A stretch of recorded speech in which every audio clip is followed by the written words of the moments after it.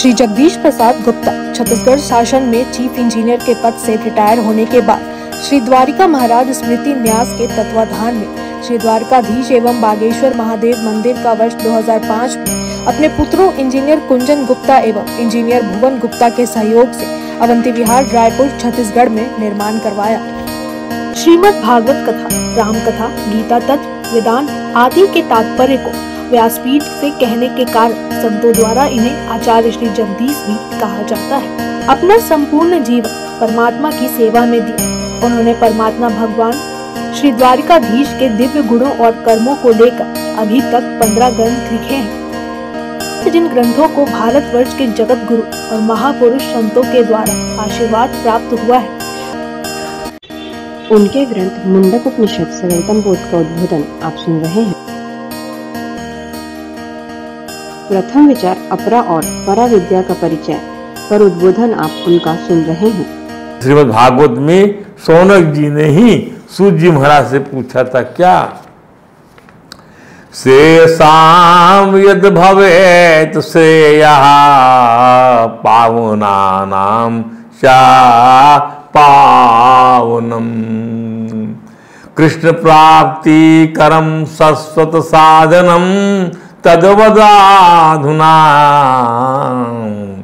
भागवत में कहा गया कि जब सूद से पूछा, इन्हीं सौनक जी ने जो यहाँ पर भी पूछ रहे हैं किससे, अंगिरा ऋषि से, ध्यान दी, कस्मिन् भगवो विज्ञाते, हे भगवान क्या जान लेने से सब जानकारी हो जाती है, किसको जान लेने सब ज्ञान हो जाता है, किसका ज्ञान होने से सब ज्ञान हो जाता है, सर्व का ज्ञान हो जाता है, ये प्रश्न है। और ये वही सौनक है जो वहां पूछ रहे हैं भागवत में सूत जी से, श्रेयसाम यद भवेत श्रेया पावनानां चा पावनम कृष्ण प्राप्ति करम शाश्वत साधनम तद्वदाधुना।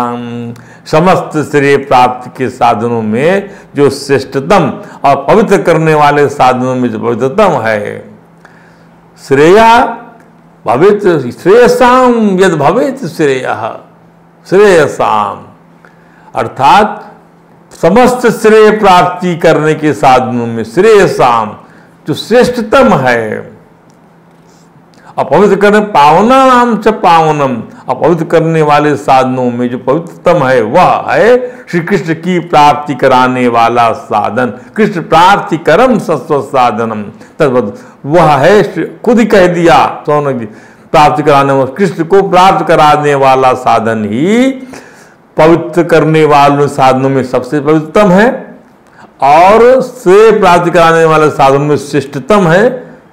यदि श्री कृष्ण की प्राप्ति कराता है तो,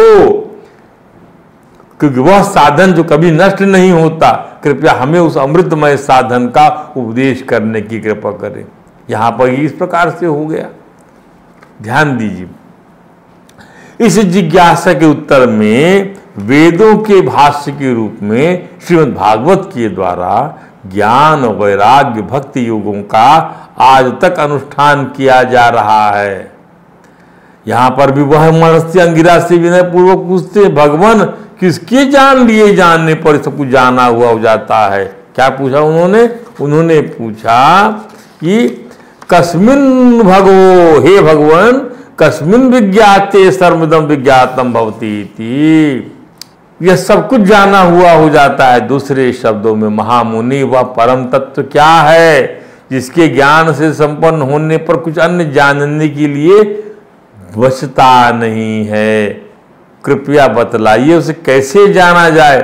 महर्षि अंगिरा ने कहा, ब्रह्म को जानने वाले ज्ञानी जनों ने 2 विद्याओं को जानने योग्य बताया है।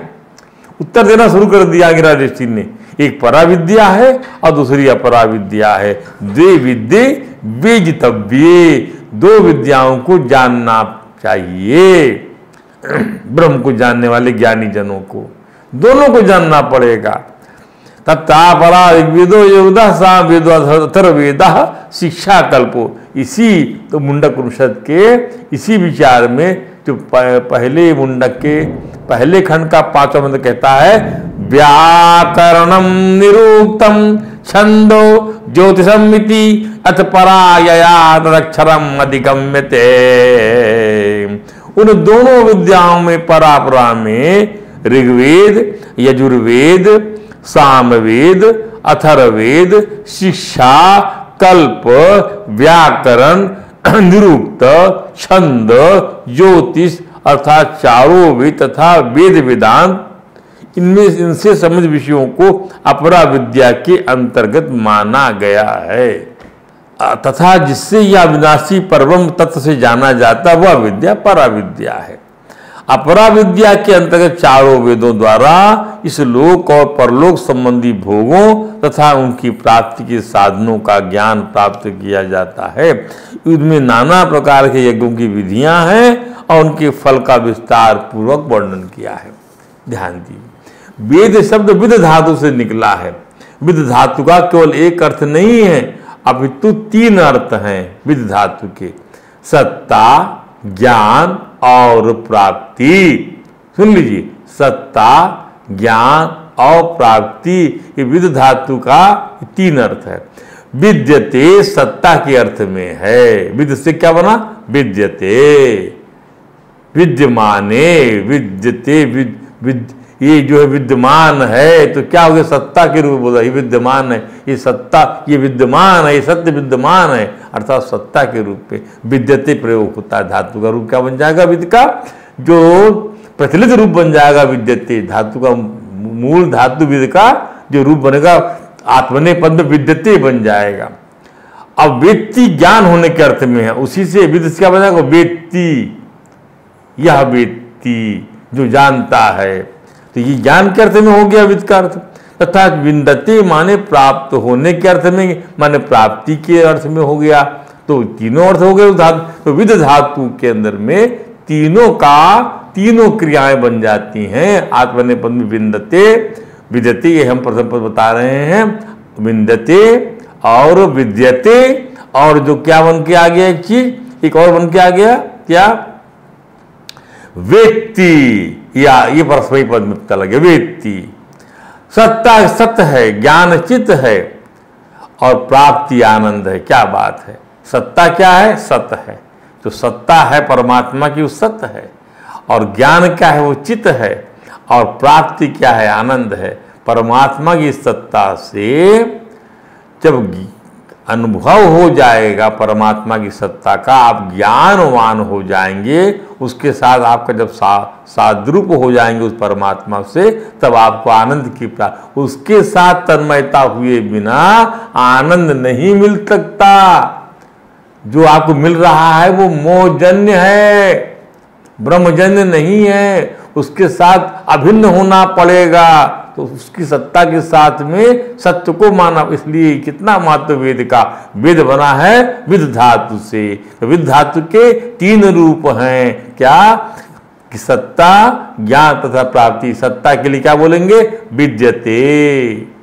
फिर समझ लीजिए, ज्ञान के लिए क्या बोलेंगे? वेत्ती। और उसके लिए क्या बोलेंगे? विन्दते, प्राप्त होता है। ये तीनों प्रकार से चल सकता है, तीनों वचन में चलाइए इसको। अर्थात, और फिर सत्ता सत्य है, चित्त जो है क्या है? ज्ञान है, और जो है आनंद जो है प्राप्ति है। अर्थात क्या मिला? भगवान से जुड़ने से प्राप्ति हुई क्या? आनंद की। तो भगवान आनंद ही तो है। हाँ, आनंद ब्रह्म वेजानात। अर्थात वेद शब्द का अर्थ हो गया सच्चिदानंद। सच्चिदानंद ही ब्रह्म है। इस प्रकार वेद ही ब्रह्म है। ध्यान दीजिए, कितना सुंदर ये जो है, कितनी सुंदर विवेचना है। वेद का अर्थ क्या हुआ? सत्य माने सत्ता, चित्त माने ज्ञान, और जो है आनंद माने प्राप्ति। और इसलिए वेद का अर्थ हो गया सच्चिदानंद। सच्चिदानंद ही ब्रह्म है। इसका प्रकार मतलब क्या हो? वेद ही ब्रह्म है। वेद गर्भ, अर्थात जिस ब्रह्मा के गर्भ में वेद है, माने ब्रह्म के गर्भ, ब्रह्म जो है, ब्रह्म के गर्भ में ब्रह्मा है। ध्यान दीजिए, वेद से जगत की उत्पत्ति कैसे होती है?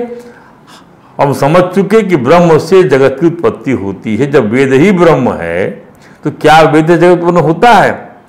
जब वेद ही ब्रह्म है तो क्या वेद से जगत उत्पन्न होता है? ब्रह्म रूप में ब्रह्मा के उदर में वेद का ज्ञान भरने वाले भगवान नारायण ने ब्रह्मा को क्या कहा? वेदमय कहा। ध्यान दीजिए, मनुस्मृति में मनु महाराज ने लिखा है कि वेद से जगत की उत्पत्ति होती है, तो ज्ञान दृष्टि से ब्रह्म, ब्रह्मा, वेद ये तीनों हैं, पर ज्ञान एक है। ज्ञान दृष्टि से ब्रह्म अलग हो गया, ब्रह्मा अलग हो गया, वेद अलग हो गया, लेकिन ज्ञान पर ज्ञान एक है, अतः वेद से जगत उत्पन्न हुआ है। देखिए कैसे मनुस्मृति कह रही है, शब्द स्पर्शश्च रूपश्च रसो गंधश्च पंचमा वेदादेव प्रसूयन्ते प्रसूति गुण कर्मता। वेद से ही गुण तथा कर्मानुसार शब्द, स्पर्श, रस तथा गंध उत्पन्न होते हैं, और इनकी विकृति से ही क्रमशः पांचों महाभूत आकाश, शब्द की विकृति से आकाश, स्पर्श की विकृति से वायु, रूप की विकृति से तेज, रस की विकृति से जल और गंध की विकृति से क्या बनता है? पृथ्वी बनता है, पृथ्वी बनती है। तो जो अहंकार सृष्टि के अंतर्गत आते हैं सब, ये ध्यान दीजिए, महातत्व से अहंकार की उत्पत्ति होती है। इस प्रकार वेद से ही सृष्टि बनी, अतः वेदों को ब्रह्म कहना उचित ही है। वेद से ही गुण तथा कर्मानुसार शब्द बनता है, अतः वेदों को ब्रह्म कहना वेदा देव प्रसूयन्ते प्रसूति गुण कर्मताः। वेद से ही गुण तथा कर्मानुसार शब्द स्पष्ट बनते हैं। तो मनुस्मृति से भी समझ में आया हमको क्या कि वेद से ही सृष्टि बनी हुई है। वेदादेव प्रसूयन्ते प्रसूति गुण कर्मता, वेद से गुण तथा कर्मानुसार शब्द, स्पर्श, रूप, रस, गंध इत्यादि में, और इनकी विकृति से ही महाभूतों का निर्माण हुआ है। शब्द शशि रूप वेद तथा तत्व रूप वेद, शब्द शशि रूप वेद, और चारों वेदों में अनेकानेक मंत्र संहिताएं हैं जो सृष्टि निर्माण का ज्ञान कराते हैं तथा उन मंत्रों का भी ज्ञान कराते हैं जिन्होंने ऋषियों को ब्रह्म का साक्षात्कार कराया। मंत्र संहिताओं से भरे होने के कारण वेद शब्द राशि नहीं अपितु तत्व रूप हैं, मंत्र संहिताओं से भरे हुए वेद हैं। ध्यान लीजिए, यह वेद तत्व यज्ञ से उत्पन्न हुआ है। ऋग्वेद में कहा गया है, तस्माद् जिज्ञास सर्वतः रचत सामान जगिरे छंदांसि तस्मात् जायता। यहाँ कहना है कि रुक, साम, छंद और यजु उस यज्ञ से उत्पन्न हुए जिस यज्ञ में सहस्त्र शीर्ष का पुरुष की आहुति दी गई। ये प्रसिद्ध पुरुष सूक्त का मंत्र है। ओम तस्मात् सात सर्वतः रचत सामान जगिरे छंदांसि तस्मात् जायता।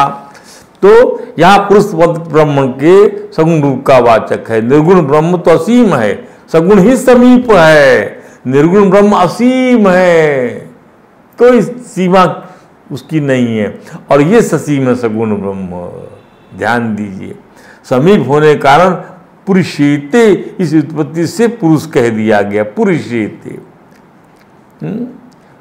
त्रयी की उत्पत्ति गुण तीन है, सत्य, रज, तमस। इन तीन गुणों के आधार पर ही सगुण ब्रह्म का वाचक वेद भी त्रयी कहलाता है। तीन गुणों का, कि इन तीन गुणों के आधार पर सगुण ब्रह्म का वाचक वेद भी त्रयी कहलाता। माने ऋग्वेद, यजुर्वेद और सामवेद, ये त्रयी कहलाते।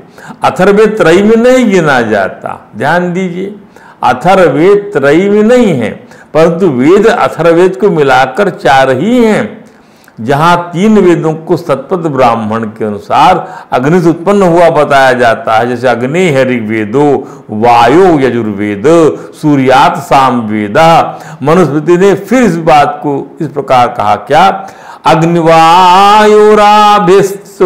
त्रयम् ब्रह्म सनातनम दूध यज्ञ सिद्धार्थ भृक यजु साम लक्षणम। प्रतिदिन हवन करने पर हम कहते हैं ओम भूअग्नये स्वाहा इदन्नमं, भुवाग्नये वायो स्वाहा इदन्नमं, स्व आदित्याय स्वाहा इदन्नमं। अभिप्राय यह है कि भू माने पृथ्वी, भुआ माने अंतरिक्ष और स्व माने द्युलोक से क्रमशः अग्नि, वायु तथा आदित्य का संबंध है। भू वायु अग्नि का, भू अग्नय स्वाहा, अग्नि का संबंध है भूलोक से। भुआ वायु स्वाहा, अंतरिक्ष का संबंध है वायु से। और स्व आदित्य स्वाहा, और आदित्य का संबंध स्व से माने द्युलोक से, देवताओं का लोक हो गया ये। अग्नि, वायु और आदित्य ये तीन प्रमुख प्राण माने गए हैं। अग्नि पार्थिव प्राण है, ध्यान दीजिए। वायु अंतरिक्ष प्राण है, अग्नि पार्थिव प्राण है। माने भूलोक का प्राण क्या है? अग्नि है, पार्थिव प्राण।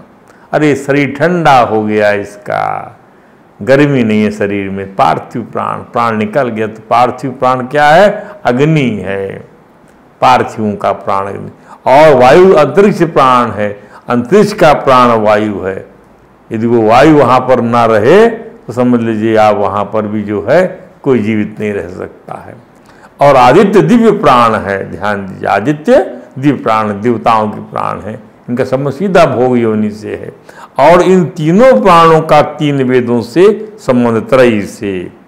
तो तीन वेदों का पृथक पृथक कार्य है। तैत्तरीय ब्राह्मण कहता है कि अग्नि से उत्पन्न होने वाले ऋक् से, ध्यान दीजिए, समस्त मूर्त पदार्थ उत्पन्न हुए। वायु से उत्पन्न होने वाले यजु से सारी गति बनी, गतिमान रहता है अंतरिक्ष लोक, ध्यान दीजिए, वायु से। और सारे तेज आदित्य जन्य साम रूप हैं, सारे तेज। तो त्रयी से सृष्टि की उत्पत्ति, ये तीनों से सृष्टि की उत्पत्ति बताई जा रही। तीन प्राण और त्रयी माने तीन वेद। तो निष्कर्ष यह हुआ कि पार्थिव प्राण पदार्थ का मूर्त रूप बनाते हैं। पार्थिव प्राण पदार्थ का मूर्त रूप, जिस रूप का हम स्पर्श कर सकते हैं ऐसा रूप बनाते हैं पार्थिव प्राण। अंतरिक्ष प्राण पदार्थ में गति पैदा करते हैं, पदार्थ में गति पैदा करते हैं अंतरिक्ष प्राण। और दिव्य प्राण उसमें तेज भरते हैं। इस प्रकार त्रयी से संसार के समस्त पदार्थ निर्मित हैं। क्या? स्पर्श करने योग्य बनाने वाला पार्थिव प्राण, गतिमान बनाने वाला पार्थिव प्राण, और दिव्य प्राण डालने वाला तेज, जो कि अपना आदित्य प्राण है, आदित्य दिव्य प्राण है। ध्यान दीजिए, तीन प्रमुख प्राण जो माने गए उसमें आदित्य दिव्य प्राण है। अतः वेद को ब्रह्म अर्थात जगत का मूल कारण माना गया है। इसलिए समझा जा, हमने पहले ये बताया कि वेद जो है वह क्या है? वेद जो है वह है सच्चिदानंद। ये पहले हमने बतलाया आपको, सच्चिदानंद ब्रह्म ही वेद है। इस प्रकार वेद ही ब्रह्म है। और उस त्रयी वेद से संसार के समस्त पदार्थ निर्मित हैं, ये समझ में आपको आया। और उसके अंदर में तीनों प्राणों का वर्णन हमने बताया आपको, पार्थिव प्राण का आपको बताया, और वायु अंतरिक्ष प्राण, गतिमान प्राण का, और आदित्य दिव्य प्राण का बताया। अतः वेद को ब्रह्म अर्थात जगत का मूल कारण माना गया है। इस विषय को एक तालिका में समझ लीजिए, त्रिलोक, त्रिदेव, त्रयी वेद, जगत के तीन धर्म। तो त्रिलोकी में पहला लोक भूलोक, उसका देव अग्नि, उसका वेद ऋग्वेद, ऋग्वेद जो है, और जगत के तीन धर्म क्या उसका, और उसके और वह जो है उससे पदार्थ मूर्त रूप, यदि मूर्त रूप हो जाता है। यदि ये अग्नि न रहे, पदार्थ मूर्त में नहीं समझ में आएगा, वो ठंडा रहेगा। और दूसरा लोक है भूलोक, उसका देव कौन है? वायु देव है। त्रयी उसका, और उसका वेद कौन है? यजुर्वेद है, यजुर्वेद। और उसकी जो है क्या है उसका धर्म? गतिमत्ता, गतिमान कर देता है पदार्थों को। स्व आदित्य है त्रिदेव उसका। त्रयीवेद क्या? उसका साम वेद है उसका, किसका? उस लोक में। और जगत का उसका धर्म क्या है? तेज। तो जगत के किसी भी पदार्थ के तीन घटक, ये हम देखिए अपरा विद्या पर प्रकाश डाल रहे हैं। परमात्मा को प्राप्त करने वाली विद्या भी वेद में है, और जगत को जानने वाली विद्या भी वेद में है। इस प्रकार से उसका संक्षिप्त परिचय हमको मुंडक उपनिषद दे रहा है। पहले मुंडक के पहले खंड के कुछ मंत्रों की विवेचना हम कर रहे हैं।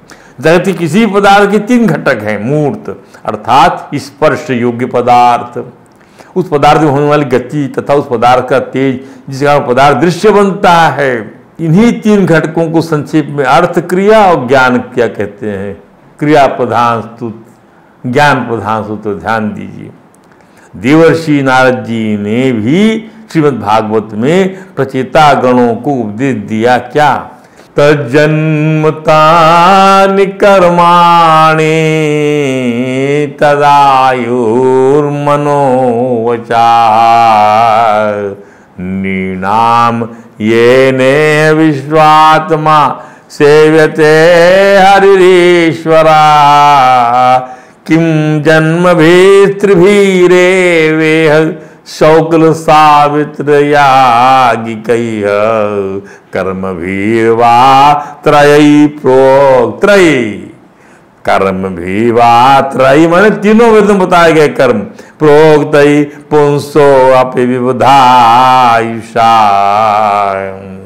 इस लोक में मनुष्य का वही जन्म, तद जन्म, वही कर्म, तानि कर्माणि, वही आयु, तद आयु, वही मन, तद मन, वही वाणी सफल है जिसके द्वारा निर्नाम ये नेह विश्वात्मा सेवते हरिरीश्वरा, जिससे विश्वात्मा भगवान की भक्ति हो सके, सेवा हो सके, उनसे प्रेम हो सके, और जिनके द्वारा अपने स्वरूप का साक्षात्कार कराने वाले से हरि से को प्राप्त यदि नहीं किया जाए, उन माता पिता की पवित्रता से, यज्ञ भविष्य संस्कार से, यज्ञ दीक्षा से प्राप्त होने वाले तीन प्रकार के श्रेष्ठ जन्मों से, ये तीन जन्म होते हैं। ध्यान दीजिए मनुष्य के।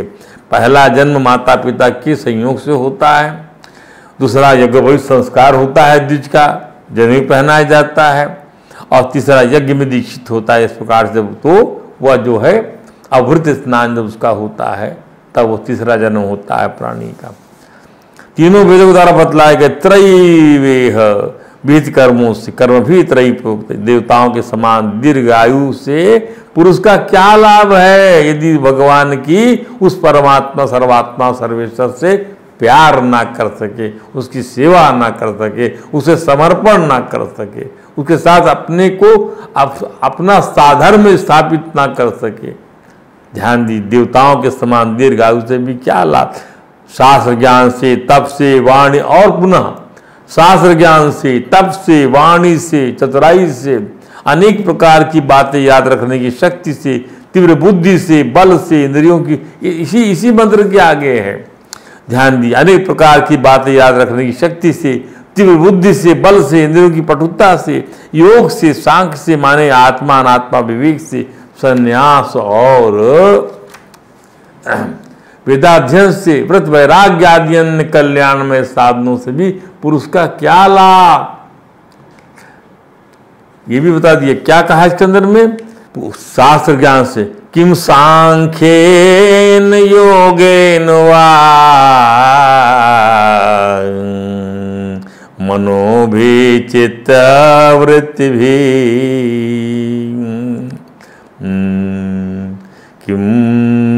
किम बुद्धया निपुणया वा इंद्रिय बलेन राजसा। तो इनसे क्या फायदा, क्या फायदा यदि इससे जो है हम यदि परमात्मा के साथ में अपना स्वज्ञान, आत्मज्ञान हम प्राप्त ना कर सके, भगवान अपना सब कुछ दान कर देते हैं, उस प्रभु को हम ना प्राप्त कर सके, उसकी सेवा नहीं कर सके। तो प्रयोग तो देवर्षि नारद जी द्वारा भी तीनों वेद, ऋग्वेद, यजुर्वेद, सामवेद के अंतर्गत निहित कर्म संबंधी ऋचाओं का भी उल्लेख किया है। इसी प्रकार ऋग्वेद में वर्णित स्पर्श योग्य पदार्थों को अर्थ, यजुर्वेद में वर्णित उस पदार्थ में होने वाली गति माने क्रिया, तथा सामवेद में उस पदार्थ का तेज जिसके कारण वह पदार्थ दृश्य बनता है को अर्थ कहा जाता है। ध्यान दीजिए, स्पर्श योग्य पदार्थों को अर्थ, यजुर्वेद में वर्णित उस पदार्थ में होने वाली गति मान क्रिया, और सामवेद पदार्थ का तेज जिसके कारण वह पदार्थ दृश्य बनता है को अर्थ कहा जाता है, अर्थ कहा जाता है। तो श्रीमद् भागवत में यही तीन सत्य मंत्र में कहे गए हैं। जब योगीश्वर पिपलायन राजा निमिको नारायण स्वरूप के बारे में बतलाते हुए कहते हैं, सत्वम रजस्तमैति त्रिविदेक मादौ सूत्रम महान हमते प्रवदन्ति जीवम ज्ञान क्रियार्थ फल रूप तयोर शक्ति ब्रह्मैव भाति सततश्च सयो परम यत। जब सृष्टि नहीं थी तब केवल वही था, एक वही था। सृष्टि का निरूपण करने के लिए उसी को तीनों गुण सतरत्तम वाली प्रकृति कहकर वर्णन किया गया। सृष्टि के निरूपण करने के लिए तो गुणात्मक प्रकृति का निरूपण किया। वो ये वास्तव में ये जो दृश्य परिदृश्य है तो गुणात्मक, ये उसी का निरूपण करा रहा है। ध्यान दीजिए, ये कहाँ से आ जाएगा ये सब कुछ बिना उसके, बिना पंच महाभूत से कहाँ से आ जाएगा? ईंटा मिट्टी गिट्टी पिट्टी कहाँ से लकड़ी आ जाएगी बिना उसके बीज के? बिना आकाश से कहाँ से अवकाश मिल जाएगा आदि। फिर उसी को ज्ञान प्रधान होने से महातत्व, उसी से और तक क्रिया प्रधान होने से सूत्रात्मा, और जीव प्रधान जीव की उपाधि होने से अहंकार के रूप में वर्णन किया गया है। वास्तव में जितनी भी शक्तियां हैं, चाहे वे इंद्रियों के अधिष्ठात्र देवताओं के रूप में हों, चाहे इंद्रियों के अनेक उनके विषयों के रूप में हों, अथवा विषयों के प्रकाशक के रूप में हों, सबका सब ब्रह्म ही है। क्योंकि ब्रह्म की ये शक्ति अनंत है। कहाँ तक कहाँ जाए, जो कुछ दृश्य अदृश्य, कार्य कारण, सत्य और असत्य है, सब कुछ ब्रह्म है। इनसे परे जो कुछ भी है वह भी ब्रह्म है। इस मंत्र में हमने देखा कि ज्ञान क्रिया अर्थ के रूप में तीनों वेदों में वर्णित महतत्व को ज्ञान के रूप में, पदार्थों की गति को सूत्रात्मा के रूप में, और पदार्थ के मूर्त रूप को अर्थ के रूप में बताकर क्रमशः सामवेद, यजुर्वेद और ऋग्वेद की विषय वस्तु को ही उद्घाटित किया गया है। अर्थ स्थूल है, हाँ है, क्रिया सूक्ष्म है, हाँ है, और ज्ञान सूक्ष्मतम है। ध्यान दीजिए, यह स्थूल सूक्ष्म और सूक्ष्म का क्रम हमें तीनों लोग, तीन देव तथा वेदों में भी दिखाई देता है। भू अग्नि और ऋक स्थूल है, माने अर्थ रूप है। भू अर्थ रूप है, स्थूल है, अग्नि स्थूल रूप है, अग्नि स्थूल रूप। भूः वायु और यजु सूक्ष्म रूप है, माने क्रिया रूप है, गतिमान। तथा स्वः आदित्य और साम ज्ञान रूप, जैसे प्राण जो है सांस आ रही जा रही सूक्ष्म रूप है, तो वायु यजु सूक्ष्म रूप है, भुआ सूक्ष्म रूप है, और इसके बाद जो ज्ञान है स्वः आदित्य और साम ज्ञान रूप है। इन स्थूल सूक्ष्मता सूक्ष्मतम को लौकिक भाषा में सघन तृप्त और विरल कहेंगे। जो स्थूल है भू अग्नि और ऋक, उसको सघन, और तृप्त जो वो सूक्ष्म है वो तृप्त वायु के रूप में, भू में, और विरल कहेंगे किसको? ये आदि संज्ञान के रूप में। और वेद की भाषा में इन्हें क्रमशः ध्रुवमसि, पृथ्वी दृंग धरणम असि, अंतरिक्ष दृंग धर्तृमसि, दिवम दृंग। इस घन तरल विरल की त्रिपुटी में समस्त विश्व समाहित है। घन तरल मतलब सॉलिड, लिक्विड और एयर। ध्यान दीजिए इन तीनों में। तथा त्रयाम वाव विद्यायाम सर्वाणि भूतानि, सत्य ब्राह्मण कहता है।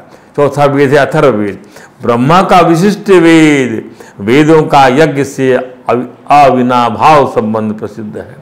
श्रोत यज्ञ में पुरोहित वर्ग 4 भागों में बटा होता है। श्रोत सबको यज्ञ कराते हैं, पहले पुरोहित को बोलते हैं, 4 पुरोहित हैं, 1 2 3 4। पहला पुरोहित होता है, दूसरी यज्ञ ऋग्वेद का प्रतीक है। दूसरा पुरोहित अध्वर्यु है, ये यजुर्वेद का प्रतीक है। तीसरा पुरोहित उद्गाता है जो सामवेद का रूप है। और ब्रह्मा सर्वोपरि है, वह चारों वेद ज्ञाता था। ब्रह्मा बनाया जाता है यज्ञ वेदी के पास में। ध्यान दीजिए। तो क्या क्या बनाया गया? पहला पुरोहित कौन बना? पहला होता, अधर्व्यु और उद्गाता और ब्रह्मा। तो ध्यातव्य यह है कि वेद विज्ञान की दृष्टि से त्रैवेद अग्नि स्वरूप है। तो किंतु अथर्ववेद उनका अपना विशेष वेद है। किसका? ब्रह्मा जी का। ध्यान दीजिए, वेद विज्ञान की दृष्टि से त्रैवेद अग्नि स्वरूप है। ध्यातव्य यह है कि ऋक, यजुर्वेद और सामवेद की त्रय नाम से प्रसिद्ध त्रिपुटी अग्नि से जुड़ी है और अथर्ववेद सोम से जुड़ा है। ध्यान दीजिए, यज्ञ अजर और साम की त्रैपुटी और अग्नि से जुड़ी है, अथर्ववेद सोम से जुड़ा है। अथर्ववेद सोम से जुड़ा है, साम से नहीं, सोम से। जाबालोपनिषद कहता है अग्नि सूतात्मकम जगत, अर्थात जगत दो तत्वों से बना है, अग्नि और सोम। वेद की भाषा में अग्नि अन्नाद है, सोम अन्न है। दर्शन की भाषा में अग्नि भोक्ता है, सोम भोग्य है। ध्यान दीजिए, आगे समझते हैं इसको और भी। अग्नि और सोम, वेद की भाषा में अग्नि अन्नाद है, अन्न देने वाली, सोम अन्न है, पोषित करता सोम उसको, औषधि को, अन्न सोम, चंद्र की किरण से पोषित होती है, जो फसलें हैं। दर्शन की भाषा में अग्नि भोक्ता है, हवन करते हैं, और सोम भोग्य है। भोगने योग्य क्या है? सोम है, सोम पिया जाता है। तो विज्ञान की भाषा में अग्नि उष्ण है, सोम शांति है। जो अधिदैव के रूप में अग्नि और सोम है, अध्यात्म में वही प्राण और अपान है।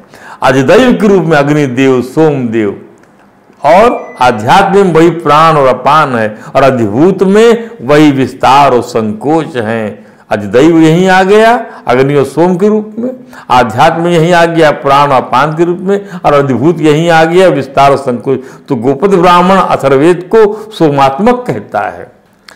यज्ञ में जठराग्नि मंद हो जाए तो यज्ञ में विघ्न पड़ जाता है, किंतु जठराग्नि को अन्न रूपी सोम न मिले तो भी यज्ञ नहीं चल पाता। सर समझिए, यज्ञ में जठराग्नि मंद हो जाए तो यज्ञ में विघ्न पड़ जाता है, अर्थात उसमें घी की आहुति इसलिए डाली जाती है कि मंद ना पड़े। किंतु जठराग्नि को अन्न रूपी सोम ना मिले तो भी यज्ञ नहीं चल पाता, अतः वहां अन्न रूपी सोम भी डालना पड़ता। अतः यदि यज्ञ में अग्नि और सोम दोनों आवश्यक हैं तो आग्नेय त्रयी के समान अथर्ववेद में, तो यज्ञ में अग्नि और सोम दोनों आवश्यक है। आग्नेय त्रयी के समान अथर्ववेद भी उतना ही आवश्यक है। ध्यान दीजिए, यदि हम किसी स्रोत यज्ञ में जाएं तो पाएंगे कि त्रयी से संबद्ध होता अथर्वी उद्भाव तो अपने वेद का पाठ करते हैं, किंतु ब्रह्मा अथर्ववेद का पाठ करता हुआ नहीं मिलेगा। इसका भी कारण है, यज्ञ का संस्कार दो प्रकार से होता है, वाणी और मन से। यही आग्नेय है, और अग्नि वाणी के देव हैं, वाक एवं अग्नि। सत्वत ब्राह्मण और अन्न अर्थात सोम मन है, अन्नमयम सौम्य मनः। ये अतः आग्नेय वेद वाणी द्वारा यज्ञ का संस्कार करते हैं, और सौम्य वेद अथर्ववेद द्वारा मन द्वारा यज्ञ का संस्कार करते हैं। अतः ब्रह्मा यज्ञ में मन द्वारा यज्ञ का संस्कार करता है, यह वाणी का प्रयोग नहीं करता। आज इतना ही बताते हैं कि अथर्ववेद की प्रतिष्ठा के साथ में वेदांग का परिचय कराएंगे। आज को विश्राम यही करते हैं। हरे राम राम राम हरे हरे, हरे कृष्ण कृष्ण कृष्ण हरे हरे।